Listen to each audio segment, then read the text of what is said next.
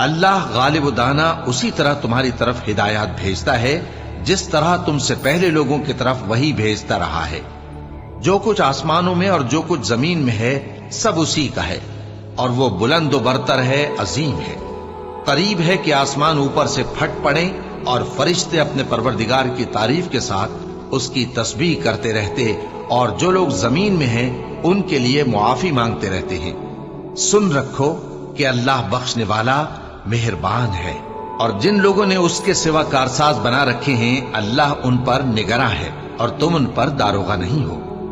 اور اسی طرح ہم نے تمہارے پاس قرآن عربی بھیجا ہے تاکہ تم اس مرکزی شہر یعنی مکے کے رہنے والوں کو اور جو لوگ اس کے ارد گرد رہتے ہیں ان کو خبردار کرو،